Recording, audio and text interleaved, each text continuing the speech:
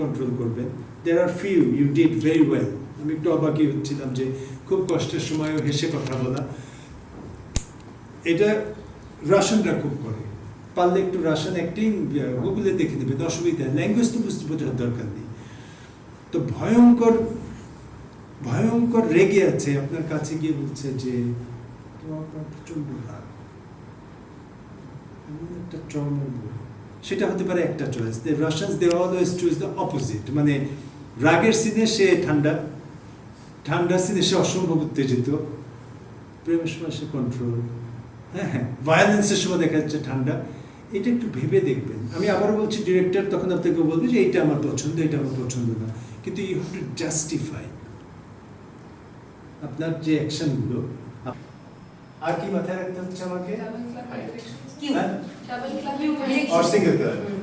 ওগুলো হচ্ছে আপনার কিউ। আপনি মনে আছে মার্ক করেছেন, এখানে একটু থামবো, থেমে বলবো, হ্যাঁ যাবো, এগুলো হচ্ছে আপনার অটোমেটিক কিউ, মাথার ভিতরে সাজানো। কিন্তু কতগুলো আবার রেস্ট্রিকশন হচ্ছে। রেস্ট্রিকশনটা হচ্ছে স্টেজ এবং আপনার প্লে, কিন্তু আপনার কিউগুলো হচ্ছে এদিক তাকাবো, খুব স্লো হাঁটি, খুব slow. Hello,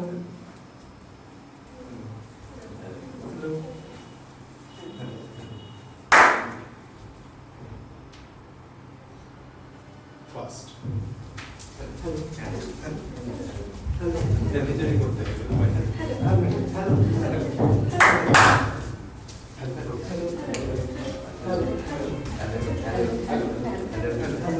go medium,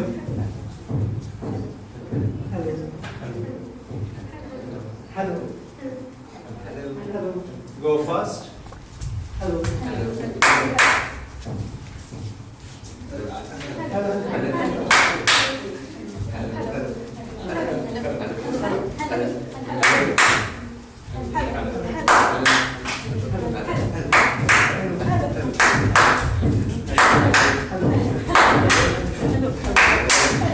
okay, stop. হ্যাঁ, এখন বসুন।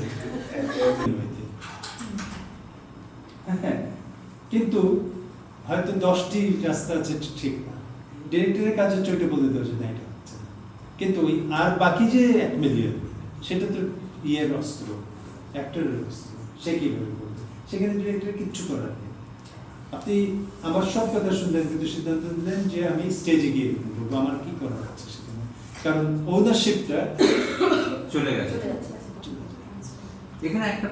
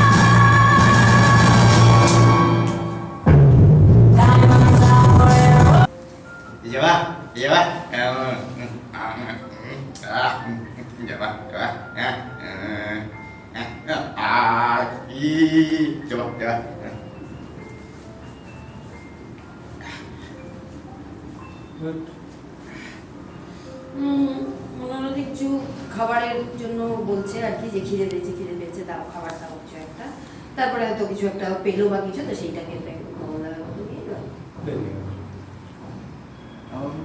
ডিমের কথা বলছি।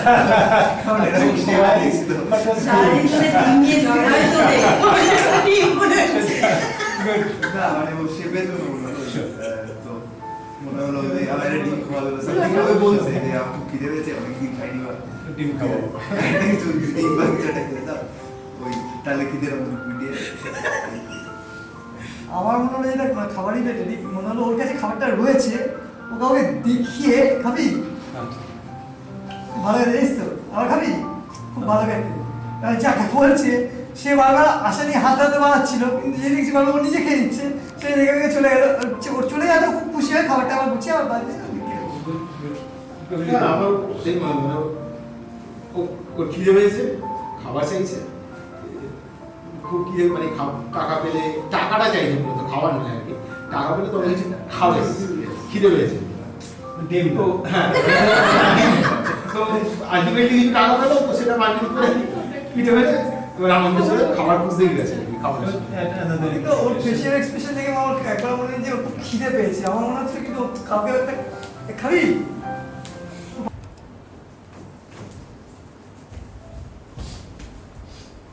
ও আপনারা এসে গেছেন? 10 সেকেন্ড, হ্যাঁ আমি এক্ষুনি আসছি।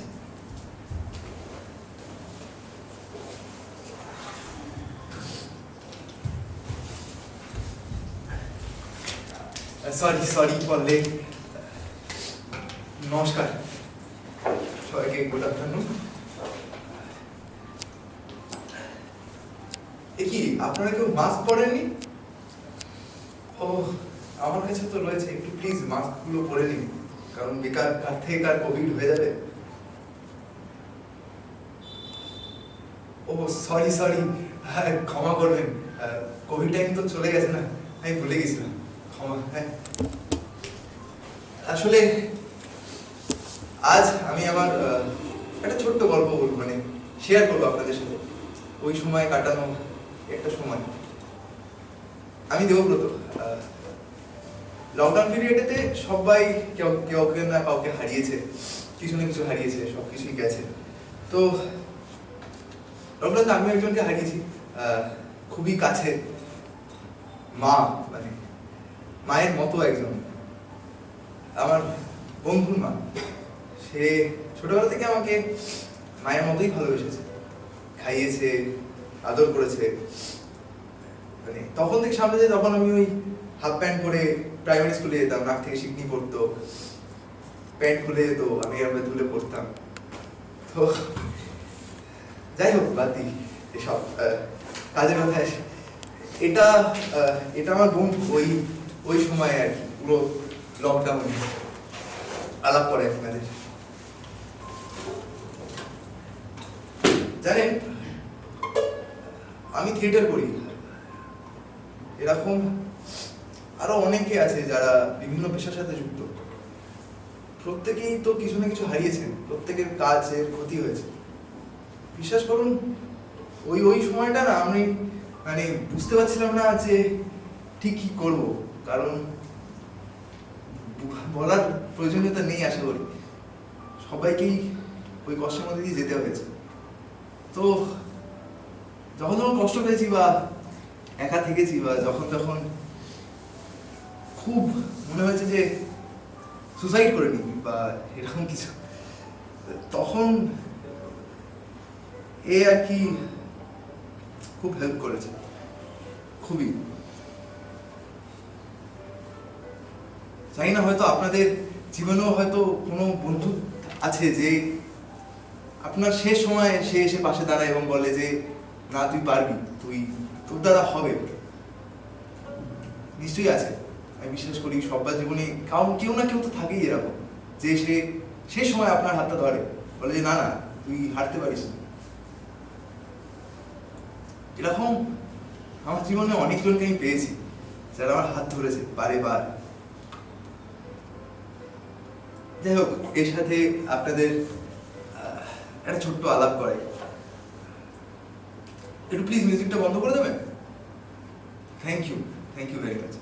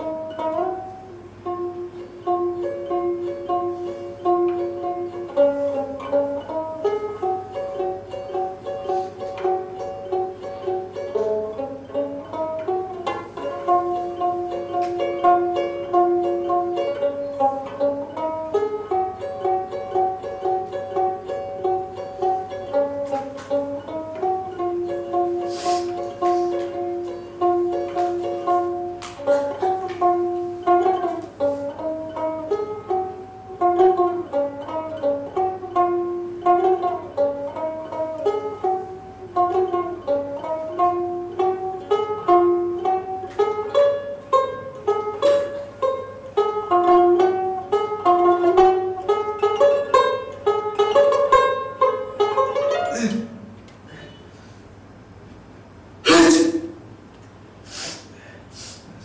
হ্যাঁ,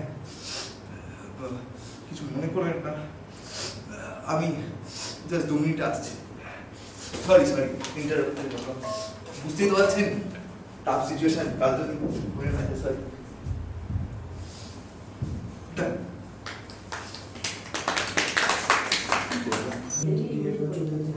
নমস্কার। থিয়েটার সামনে 2 দিন ধরে ওয়ার্কশপ যে চললো, এই ওয়ার্কশপটা সত্যিকারে খুবই ভালো হয়েছে। আমরা যত ওয়ার্কশপ করি তাতেও আমাদের ওয়ার্কশপ সম্পূর্ণ হয় না, আরও টাইম চাই, যত টাইম হয় মানে ওয়ার্কশপটা খুব ভালো হয়েছে। 2 দিনের ওয়ার্কশপে ভালোই থিয়েটার শাইন যে ওয়ার্কশপের আয়োজন করেছিল স্যারের সাথে, আমরা ভীষণভাবে মনে হয় আপ্লুত, ভীষণ ভালো লেগেছে, অনেক কিছু শিখেছি, আবার অনেক কিছু না শেখার জায়গাটাও তৈরি হয়েছে। খিদেটা রয়ে গেল যাতে আগামী দিনে আরও বেশি দিনের জন্য আমরা ওয়ার্কশপটা করতে পারি, এই আশা রইল। নমস্কার। থিয়েটার শাইন আয়োজিত মুকুল স্যারের ওয়ার্কশপ খুব অসাধারণ লেগেছে।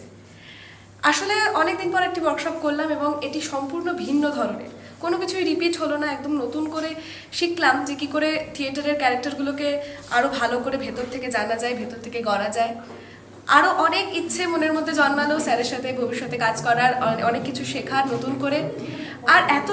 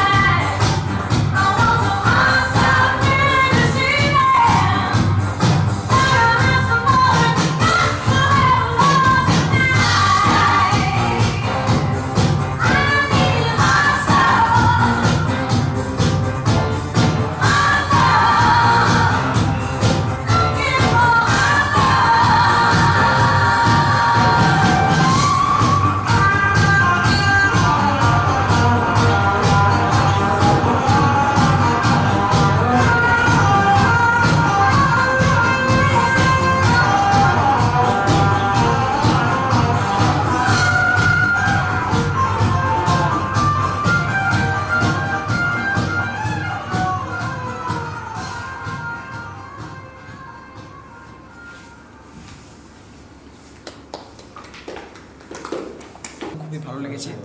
তো আর এইখানে আমি এসে অনেক কিছু জানতে পেরেছি, কীভাবে ক্যারেক্টার বিল্ড আপ করা যায়, আরও অনেক কিছু।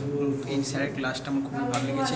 আর এখানে আমি নতুন, তাই এসে স্যারের যা কথা শুনলাম খুবই যেন জীবনে কাজে লাগাতে পারি, এই থিয়েটারের সঙ্গে যেন লাগতে পারি, আর পরবর্তীকালে যে স্যারের সঙ্গে যেন কাজ করতে পারি, এটাই।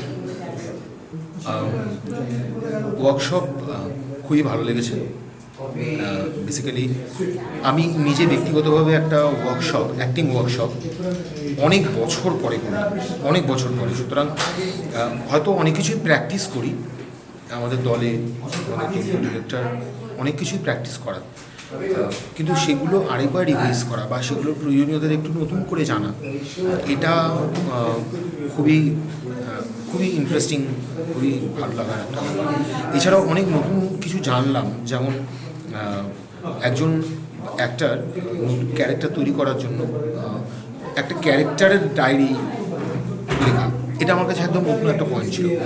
বা উনি কিছু এক্সারসাইজ দেখালেন ফর রিল্যাক্সিং আফটার, মানে বিফোর দ্য শো, নিজের শো করার স্টেজে ওঠার আগে কিছু এক্সারসাইজ, এগুলো করলে খুব রিল্যাক্সড, আমি নিজে মানে করে ফিল করলাম খুবই রিল্যাক্স। তো এগুলো আমি অ্যাপ্লাই করতে পারি। তো ওভারঅল এটা খুবই ইন্টারেস্টিং, খুবই ভালো একটা ওয়ার্কশপ হলো। স্যারের শেখানোর যে পদ্ধতিটা, সেটাও খুবই খুবই ভালো লাগার মতো। উনি খুব সহজে কাছে নিতে পারেন, উনি খুব সহজে মিশে যেতে পারেন আমাদের সঙ্গে। এছাড়াও অনেক নতুন মানুষের সঙ্গেও পরিচয় হবে, আশা করি একসঙ্গে পরবর্তীকালে অনেকগুলো কাজ করা হবে। Overall it's a very good experience, এবং আগামীতে ওনার সঙ্গে আরও অনেক কাজ করবো আশা করি। Thank you.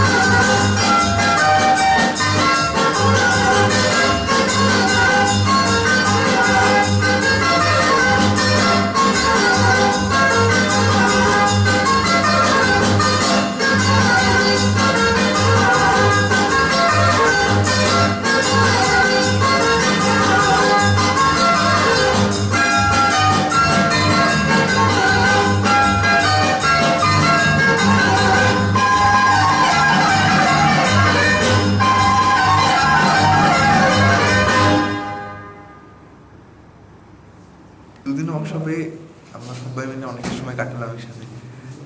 প্রত্যেকের মধ্যেই বন্ডিং পারলাম, অনেক কিছু শিখতে পারলাম, নতুন কিছু প্রসেস জানলাম অ্যাক্টিংয়ের ব্যাপারে, how to build up character. খুব ভালো লাগলো। ইচ্ছা হচ্ছিল যে আরও যদি লম্বা হয় ওয়ার্কশপ, যদি পরে আরও সময় পাওয়া যায়। আশা করছি পরবর্তীতে আরও আমরা আবার কাজ করব এই বিষয় নিয়ে, বা সবাই মিলে আবার কাজ করব, এই আশা। এছাড়া পুরো ওয়ার্কশপ খুবই ভালো লাগলো, সবাই আমরা খুবই এনজয় করেছি। এইটুকুই, ধন্যবাদ।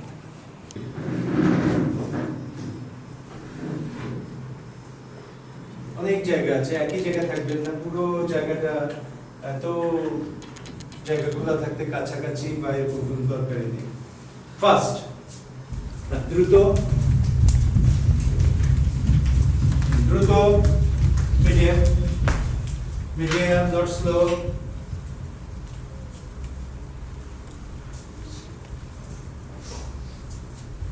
ওকে, স্টপ, গুড। তাহলে আমি যেটা হলো একটা জিনিস আমরা একটা লেয়ার আনি, তাহলে কি ছিল? তিনটে স্পিড, আপনার হাতে গিয়ার, ওই যে বললাম ড্রাইভার, মনে আছে তো? আবার বারবার ফিরে যাবো। স্টপ মানে কি? দাঁড়িয়ে যাচ্ছেন, এই তো। তাহলে সিগন্যাল হচ্ছে আমি যখনই বলবো স্টপ, থেমে যাচ্ছেন। সব ready? First stop, medium pace, medium, stop, good, relax. Now, এখন থেকে আর আমি স্টপ বলবো না, কারণ আপনি যখন স্ক্রিপ্ট আপনার লাইন বলছেন, সেখানে তার কেউ স্টপ, এই থামো, এখন কিন্তু বলার নেই।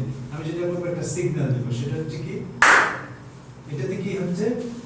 Stop, stop. ওইটা হচ্ছে আপনার সিগন্যাল, আপনি জানেন পজটা এখানে, থেমে আমি তারপরে শুরু করবো। ফাইন? এরপরে আরেকটা লেয়ার আমরা করবো, সেটা হচ্ছে আমি দ্রুত ওনার পাশ দিয়ে যাচ্ছিলাম, সেই সময়টা আই কন্ট্যাক্ট করবেন, ঠিক আছে? Eye contact. এখন যদি স্লোই যাচ্ছেন, ওনাকে দেখলাম, যেহেতু উনি আমার সামনে, যাচ্ছি নেক্সট, উনি আমার সামনে, ওনার দিকে, ঠিক আছে? তাহলে হচ্ছে আরেকটা লেয়ার আমার, এবারে আমি শুধু একা নই, আমি যার দিকেই আমার সামনে আসছে তার দিকে শুধু একটু আই কন্ট্যাক্ট করে আরেকজন তো চলে আসছে, তাকেও তো আই কন্ট্যাক্ট করতে হবে। কেন? স্টেজে যদি আপনি, আপনার সাথে আমি কথা বলছি পুরোটা সময়, অনেকটা সারাটা দিনই কথা হতো, কিছু কি খেয়াল করলেন? কোনো কিছু? কেমন লাগে কেউ যদি না তাকায়? অস্বস্তি। অনেক অ্যাক্টর আছে, অনেক, আমি বলবো ইচ্ছা করে দুষ্টামি করে এই কাজটা করে, পার্টিকুলারলি সিনিয়র এটা করে, তখন আমাদের মাথায় বলতে হয় যে ভাই একটু তাকান, কিন্তু সে তো তাকাবে না আসলে, কারণ হচ্ছে তার নিয়ে হচ্ছে যে আমি একে আমার মানে ওই যে বলবো ওনার সঙ্গে অনেকটা সময় কথা বলছি, আচ্ছা হ্যাঁ তো ভালো আছেন তো, অডিয়েন্স কিন্তু জানে আমি কিন্তু আপনার দিকে তাকাই,